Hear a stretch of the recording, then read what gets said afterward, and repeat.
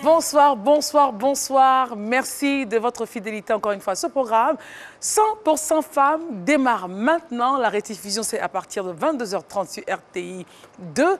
Et nous avons aujourd'hui une invitée. Elle est dans l'entrepreneuriat. Elle est dans la vente de vêtements, hommes, femmes, enfants.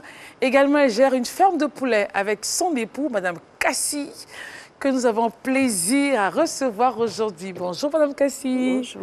Comment allez-vous? Asseyez-vous, je vous prie. merci. Alors, Madame Cassie et la famille? Ça va. Tout le monde se porte bien, Oui, vous-même? merci. Soyez détendus, hein? Relax, juste avec vos sœurs. Tout va très bien. On a juste un tout petit questionnaire pour démarrer, pour mieux connaître Madame Cassie. D'accord. On peut y aller? Ça va. Dans la semaine, quel est votre jour préféré? C'est dimanche. Ok. Quelle a été votre plus grande joie dans votre vie?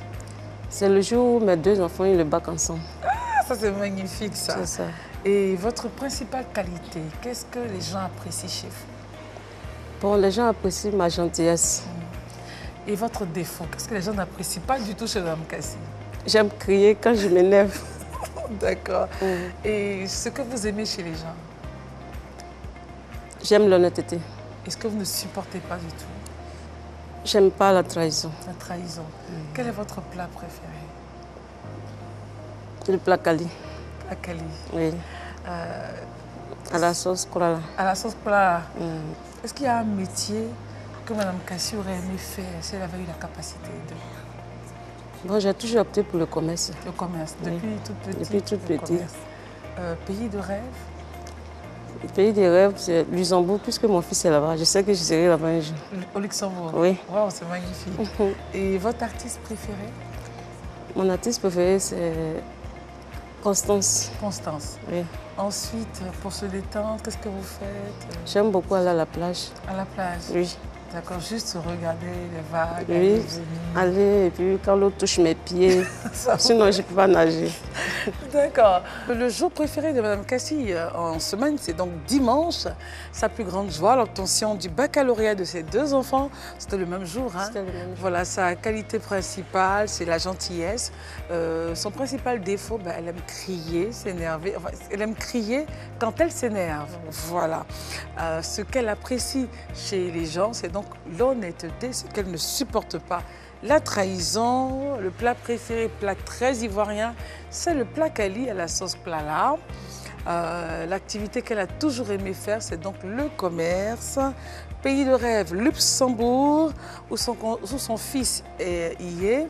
Constance, artiste préférée pour se détendre, aller à la plage, siroter un bon jus, avoir les pieds dans l'eau, voir les oiseaux passer, le bon vent. Enfin bref, on va commencer à imaginer qu'on est à la plage. Voici donc, madame, monsieur, la personnalité de notre invité. Venez, madame Cassie. Nous allons rejoindre deux jeunes dames qui vont nous dire des choses assez intéressantes. Fatem Denyoko, madame Droit, venez. Dans cet ensemble magnifique. Alors, Fatem, comment ça va? Ça va. Je te présente madame Cassie, notre invitée du jour. Tata Nounou, dans cette magnifique robe rouge et ses cheveux rouges. Tout est rouge. Hello, lady. Même pas lady. Mrs. How are you? Fine. Fine, fine, fine. Asseyons-nous, je vous prie. Merci. Ah là là là.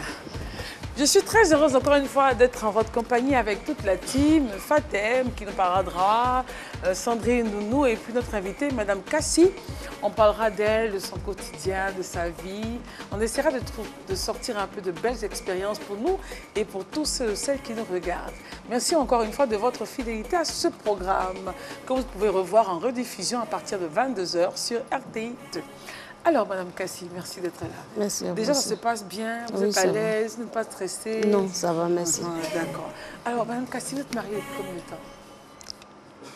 Je suis mariée depuis, je suis là depuis 30 ans avec mon mari. Waouh, ça c'est magnifique. Mais nous sommes mariés depuis 2003. 2003, le mariage civil, oui, oui. Mais la vie commune, c'était depuis plus 30 de ans. 30 ans. Oui. Waouh, et vous vous êtes rencontrés où? Nous sommes rencontrés à Djamé. À Djamé. Oui. Waouh, combien d'enfants? J'ai 5 enfants. 5 enfants? Un petit-fils. Ça, c'est magnifique, ça, un grand moment. Est-ce que vous avez la chance d'aller à l'école?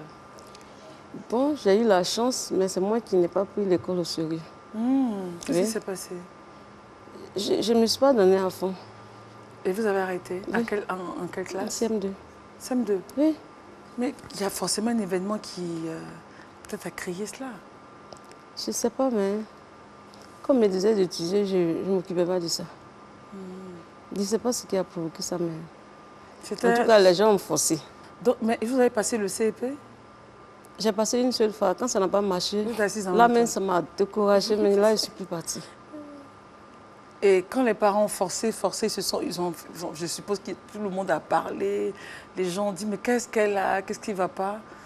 Quand vous avez arrêté de partir à l'école, automatiquement, vous avez commencé à vendre des oranges? Automatiquement. Et comment les parents réagissaient à l'époque? Les parents ont mal pris. Ouais. Ils n'ont pas accepté. Ils n'ont pas accepté. Ils ont mal pris. Souvent même, il y avait la chicotte même sur mon dos. Mais malgré ça? Malgré ça, j'avais pris une décision. Et vous êtes resté sur votre décision? Je suis restée sur ma décision. D'accord. Ce qui m'a poussé à pousser mes enfants à aller à l'école. Parce qu'à un moment donné, j'ai regretté l'acte que j'ai posé. Et c'était à quel moment? Bon, c'est quand je suis rentrée dans le foyer, j'ai compris que si je continuais mes études, peut-être que je n'allais pas être là où je suis, où j'étais à l'époque. J'ai dit non, ça, je dois suivre mes enfants jusqu'à ce qu'ils partent où moi je ne suis pas arrivée. C'est ça. Et c'est ce qui m'a donné la force à pousser mes enfants, à encourager mes enfants à aller dans les études, à se donner à fond dans les études. D'accord. Donc pour vous, c'est un regret aujourd'hui? C'est un regret. D'accord. Mais comme on dit dans la vie, ce que je n'ai pas fait, on prie Dieu que les enfants puissent arriver au sommet. C'est ça. On touche les sommets que nous, on n'a pas pu. C'est ce que je suis en train de faire aujourd'hui. Et là, on est très fiers d'entendre que tel est ici, tel est ici, tel est ici. Et puis, je sens que vous êtes ambitieuse, hein, parce que les filières dans lesquelles vous avez poussé, c'est des filières intéressantes. Je suis très ambitieuse. Je veux que demain, mes enfants deviennent des gens importants. Si, si. Des gens importants. Mine et pétro, il y a de l'argent, tata. Oui. C'est ça. C'est intéressant. C'est bien, Madame Kassi. Merci. On va laisser la place à la dame là, Fatem, parce qu'elle a quelque chose de très important à dire aux femmes. Ce n'est pas votre cas, forcément, ça ne sera pas votre cas. Il s'agit de la conservation du nom du mari en cas de divorce. Voilà, nous on n'est pas dedans dans le cas de divorce, mais c'est important pour des femmes qui sont dans les affaires et qui sont peut-être dans ce cas-là et qui se disent « Ah, mais tout le monde me connaît en tant que Madame Tan. Si je change de nom, comment faire pour garder mes clientes? Est-ce que ça va m'arranger? » Fatem, réponse maintenant avec vous sur le plateau de 100% Femmes.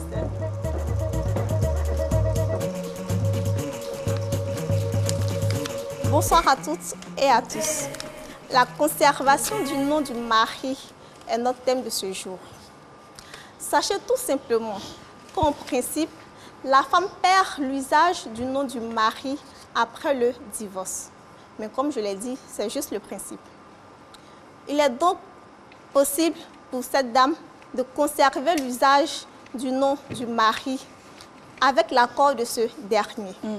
Si et seulement si elle n'en fait pas un usage abusif. Et si ce dernier, donc l'ex-époux, refuse que sa femme utilise, son ex-femme utilise toujours son nom? En cas de refus de l'utilisation, sinon de l'usage du nom de votre ex-époux, vous pouvez vous tourner vers le juge des affaires familiales pour qu'il vous en donne l'autorisation.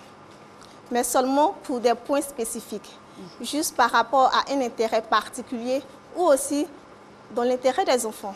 Et quel peut être cet intérêt particulier, Fatem? Cet intérêt particulier peut être souvent professionnel.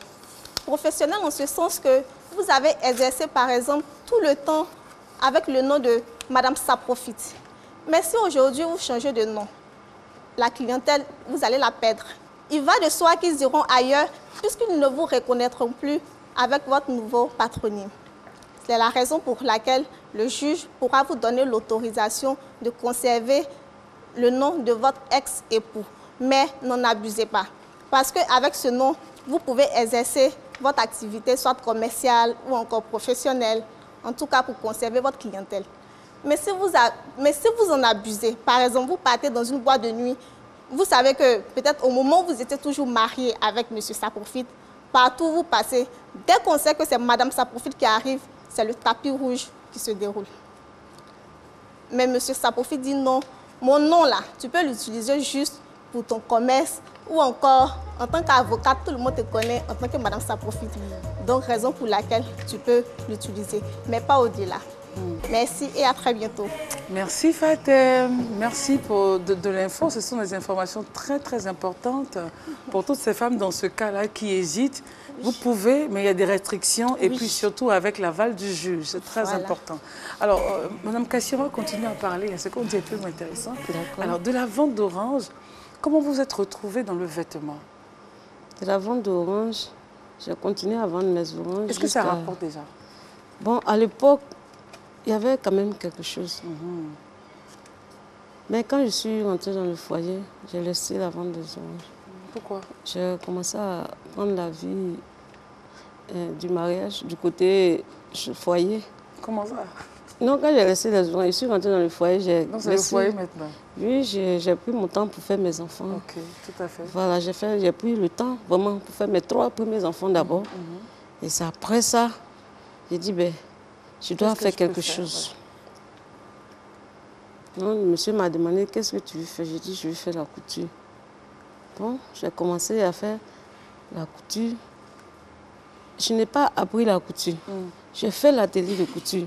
Et j'ai mis un couturier. Comme ça, moi, j'allais apprendre avec lui. Okay. Et c'est comme ça que j'ai commencé. Et au fur et à mesure, je faisais, j'apprenais. Et c'est comme ça que j'ai commencé à coudre. D'accord. Mais de la couture aux vêtements, la vente de vêtements, on n'est pas très très loin. Hein? Oui. Oui, on pouvait dire, bon, de la couture à la vente des gombos. Ok, là, on a changé carrément de cap. Mais pourquoi le vêtement? Je me suis dit que le vêtement, ça sortait parce qu'à chaque période de fête, on s'habille tous les jours. Les gens s'habillaient et moi-même, j'aime m'habiller. Donc, je me dis, mais ce que j'aime, pourquoi je ne vends pas? Au lieu d'aller acheter cher chez les gens, moi, je vends. Comme ça, ce qui me plaît de temps, je vais prendre. Je peux habiller mes enfants. Oui, parce que je prenais plaisir à bien habiller mes enfants. J'ai dit, mais pourquoi moi-même, je ne les vends pas? Parce que votre boubou, il est magnifique. Le design, c'est simple, léger, mais c'est présent à l'antenne. Merci beaucoup. Je l'ai créé moi-même. C'est vous qui l'avez créé? Oui. Oh, c'est beau.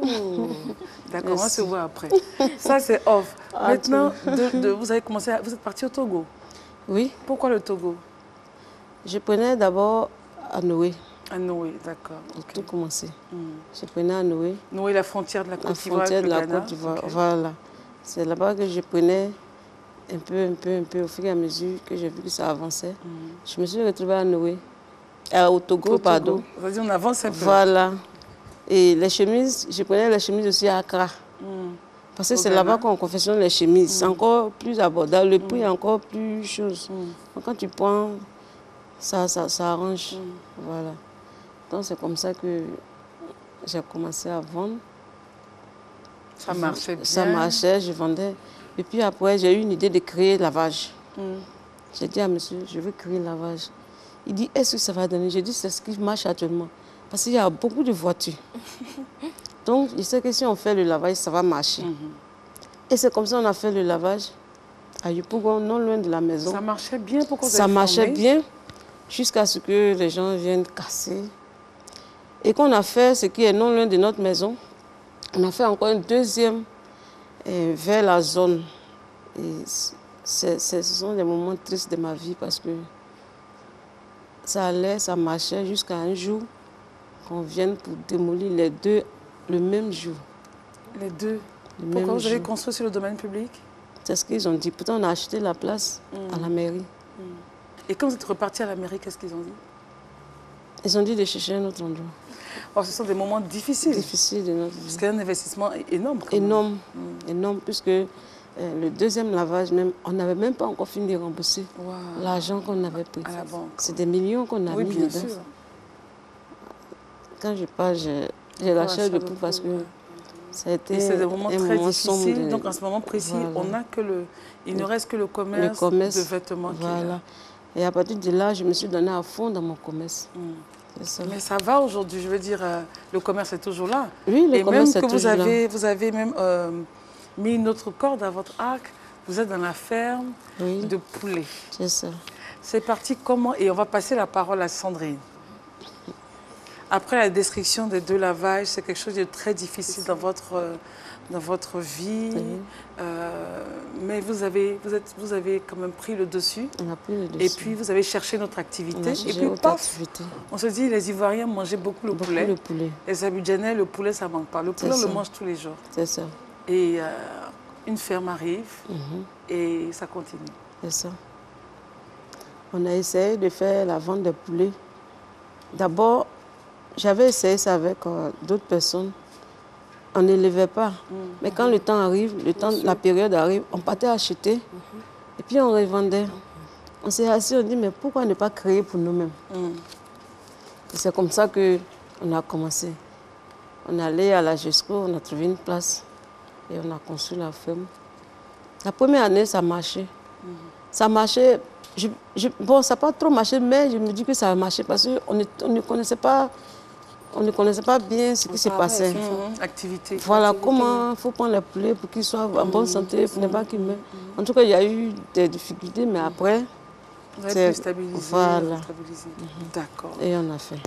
Ok, Madame Kassi, restez avec nous. Si vous venez à peine de nous prendre en marche, nous sommes avec Madame Kassi, qui est dans le vêtement et qui également gère une ferme de poulets avec son époux. Nous allons maintenant passer la parole à Tata Nounou, qui va encore donner des belles consignes, de bons conseils aux nounous. Tata Nounou, j'aime ta robe. Hein. C'est joli. Moi, j'aime bien la chaussure. Mais c'est pas pour que les nounous portent ça pour aller au travail. Allons-y, Tata. Bonsoir, chers nounous. Aujourd'hui, nous allons parler de comment communiquer avec les parents.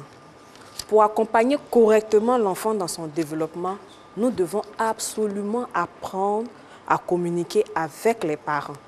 Souvent, on peut avoir des désaccords sur les relations, sur les comportements. Les nounous peuvent avoir des comportements négatifs ou bien les parents peuvent mal interpréter le comportement de la nounou. Mais un exemple, si un enfant a l'habitude de sauter à la maison sur le canapé et il arrive que vous employez une nounou qui est très rigide, peut-être ses réactions, les parents vont dire non, mon enfant doit être épanoui, la nounou laisse l'enfant s'épanouir. Là, il y a un petit souci. À ce niveau, les parents doivent trouver une solution avec la nounou pour que l'enfant puisse être dans de très, très, très bonnes conditions. Alors, qu'est-ce qui est important de savoir alors? Ce qui est important à savoir, c'est que derrière tous ces comportements-là, il y a une intention positive. On a du mal à comprendre les comportements, donc il est nécessaire de fixer des règles qui seront respectées par les parents et la nounou. Merci et à bientôt. Merci, Tata Nounou. Alors, Madame Kassi, je suppose que pour vos 5 enfants, vous avez dû recourir au service d'une nounou ou vous avez géré avec les membres de la famille? Bon, au début, je gérais seul mes enfants. C'est pas facile, hein? C'est pas facile. C'est pas facile parce que il y a trop de problèmes quand tu prends les gens. À un moment donné, je suis allée prendre une personne au village, mais il y a eu encore des difficultés. Donc, ce que tu n'as pas, c'est ce qu'on te dit de donner à la personne. Comment ça? Souvent, on te dit, ce que les parents demandent, c'est tellement énorme que ce que toi-même, tu n'as pas. Tu vas prendre la personne, quand tu leur dis, on doit la payer combien, elle dit non, c'est ton enfant, on va avec. Et le jour, ils vont venir chercher l'enfant, ils vont te demander, il faut acheter ça, il faut acheter ça, il faut acheter ça. Et ça devient beaucoup. Donc, à un moment donné, j'ai libéré la personne. Est-ce qu'elle était bien? Est-ce qu'elle s'occupait bien des enfants? Elle était bien. Mais c'est les parents qui ont fait pas mal de choses. Voilà. Et tout récemment, j'ai pris une. Elle-même, ce matin, même, je l'ai libérée. Qu'est-ce qui s'est passé? Elle déconne. La semaine passée, mes enfants m'ont fait une surprise. Mon fils et sa femme. Ok. Ils m'ont fait une surprise depuis Luxembourg. Ok. Voilà. Donc, ils sont venus, on était là, on parlait, on causait. Étant dans la cuisine, elle a commencé à parler aussi. Elle dit quoi? Mon fils dit, mais celle-là, c'est qui? Il dit non, c'est la servante. Il dit, mais pourquoi elle saute? Qu'elle est arrivée, tu ne lui as pas dit où était sa place? J'ai dit, c'est comme ça, elle est. Ce qu'elle ne doit pas parler là, c'est ce qu'elle dit. C'est compliqué, hein? Oui. Tata Nounou, vraiment. Vraiment. Donc, un véritable problème. Même la boisson que j'ai achetée pour donner à mes enfants. Ils se sont servis, c'était là, on était autour de la table, on causait. Elle a pris son gobelet, elle est venue servir. Quelqu'un vient à son verre, elle assiste. C'est pas facile. C'est pas facile. D'accord, alors, monsieur, déjà, si monsieur, quand quelqu'un a fait l'activité du lavage, et il se plaignait un peu de pas là, pourquoi, Madame Kassi, pourquoi est-ce que c'est vous qui laviez les voitures et tout, mais qu'est-ce qu'il pense de vos déplacements? Parce que pour aller chercher la marchandise à Accra et au Togo, c'est pas en un jour, hein? Déjà, même quand vous quittez Abidjan pour atteindre Accra, je pense que vous passez la nuit sur la voie, sur la route, c'est un voyage de nuit. Il faut dormir, il faut repérer la marchandise. Quand on n'est pas très habitué, il faut tourner pour repérer les belles choses. Qu'est-ce qu'il pense de tout ça? Au début, il n'était pas d'accord. Franchement, il n'était pas d'accord. À cause de ce... Oui, les femmes qui font le commerce. Voilà. Oui. Donc, quand je lui dis, je dois voyager la semaine prochaine, parce qu'il faut que je l'avertisse avant la semaine. Bien sûr. Donc, je lui dis, la semaine prochaine, je voyage. Il dit encore, mais toi, tu aimes trop voyager. Il dit, mais c'est ce que je fais. Donc, il n'était pas du tout d'accord. Ça fait que souvent, même quand je voyageais, il ne m'appelait pas. Jusqu'à mon retour. C'est pas possible, il est fâché. Il n'est pas content quand je voyage. Mais aujourd'hui, il a compris. Il a compris que ce que je fais là, c'est quelque chose de bien. Voilà. Souvent même, il m'encourage. Ça va, il m'encourage maintenant. Quand vous étiez là-bas, qu'il n'envoyait pas de messages, de SMS, comment est-ce que vous vous sentiez? Est-ce que vous vous sentiez coupable? Non, je ne me sentais pas coupable. Mais je me disais que peut-être que c'était son droit. D'accord. Ben, Madame Kassi, on a terminé l'émission. J'espère que c'était court. Très court. Je sais que vous avez pris plaisir à être en notre compagnie. Oui. Ben, nous aussi, on a pris plaisir à être en votre compagnie. On a appris beaucoup. Et je suis sûre que celles qui nous regardent également. C'est ça. Avant de se lever, Madame Kassi a quelque chose à nous raconter. Une petite blague. Comme on en aime bien rire ici. C'est ça. Alors, d'abord, je dis merci à une camarade, là, la présidente du UFAD. Elle m'a beaucoup soutenue, elle m'a encouragée à tout moment. Madame Soro, vraiment, elle a toujours été là pour m'encourager dans tout ce que je faisais. Voilà. Je disais comme ça que il y a une dame qui était là, qui ne faisait rien. Et au fait, je voulais un peu l'aider. Quand je lui ai dit, mon prochain voyage, on allait partir ensemble, mais commence à préparer quelque chose, garde l'argent. Et quand je serai prête, je vais te faire signe. Elle a dit d'accord. Et c'est comme ça qu'elle a gardé son argent. C'est vrai, le jour où on partait, elle n'avait pas assez d'argent. J'étais obligée de mettre un peu d'argent sur ce qu'elle avait. Et on est parti, on a fait les achats, on est revenu. Je lui ai dit d'acheter plus de pain parce qu'on était un peu à la période des fêtes. C'est comme ça qu'on a fait les achats, on est revenu. Quand on est revenu, j'ai dit, bon, va sur le terrain, moi je vais, quand je serai prête à repartir, je vais te faire signe. Elle a dit d'accord. Et c'est comme ça qu'on s'est séparés. On est parti, on est resté, bon, on a vendu. Bon, moi je n'ai pas fait signe parce que je me disais que le temps de me vendre ce qu'elle avait. Et au moment de repartir, je lui ai fait appel. J'ai dit, c'est comment? Ça marchait? Est-ce que les gens ont pris? Ils ont fini de rembourser ton argent? Ou bien, comment ça s'est passé? Elle dit, c'est qu'elle est sûre, si tu viens toi-même, tu vas voir. Et je suis allée vers elle. J'ai dit, c'est comment? Elle me dit, les pains, on a acheté là, je les ai tellement aimés, j'aime beaucoup les pains. Donc, j'ai tout déposé chez le tailleur, j'ai cousu. J'ai porté. J'ai dit, tu dis quoi? Elle dit, j'ai cousu tous mes pains. c'est pas possible. J'ai dit, ben, tu es sûr que tu veux faire le commerce? Elle dit, oui, je vais faire les pains là, j'ai aimé. J'ai dit, tu peux coudre tous les pains qu'on a payés. Et c'était combien de pains comme ça? C'était beaucoup de pains. Hein. Elle a tout déposé? C'était beaucoup de pains parce qu'elle, c'était un début. C'était pas si beaucoup que ça, puisque pour elle, c'était un début. Ok. Voilà. On a acheté une vingtaine de pains. Waouh! Il a cousu les habits pour les porter. C'est pas vrai. Donc vraiment, ça m'a fait mal, quoi. Mais en même temps, c'est une leçon, parce que quand on veut faire une activité... Et je me suis éloignée d'elle, parce que je me suis dit que celle-là, elle ne peut rien m'apporter. Parce que moi, je veux marcher avec des gens qui peuvent m'apporter, me donner encore plus d'idées. Et tout ça. Voilà. C'est avec ces personnes-là que je veux marcher. Je veux marcher avec des gens qui peuvent me donner des idées, des conseils. En tout cas, évoluer. Mais une personne comme ça, non. Premier voyage. Je me suis éloignée d'elle. Le premier voyage et le dernier voyage. C'est ça. Bah, d'accord, alors Donc, faut pas c'était un peu manger, ça. faut pas manger son noyau. Il faut que le noyau soit là pour le remettre en terre C'est ça. et puis avoir encore des fruits. Je vous en C'est prie, ça. madame. On ne mange pas son noyau. Voilà, ben, merci beaucoup, madame Kassi. Merci à vous On a aussi. terminé l'émission. Ça s'est bien passé. Vous avez aimé? J'ai très bien aimé. Merci. J'ai aimé vraiment, j'ai aimé. Et si, à la longue, si je peux avoir vraiment un magasin, là, je serai encore plus tranquille. Parce que jusqu'à présent, je livre et puis je passe mon caisser, il y a des humeurs, je supporte. Donc si je pouvais avoir un magasin, vraiment, ça allait encore me faire plus plaisir. Et employer des personnes aussi pour travailler avec moi. C'est clair. C'est clair. Ben, on a terminé l'émission, madame Kassi. D'accord. On va se lever. Ok. Merci en tout cas d'être venu. On a pris beaucoup de plaisir à être en votre compagnie. Merci à vous. Merci beaucoup. On se retrouve demain pour une autre émission de 100% Femmes. Gros bisous à vous. Bye bye.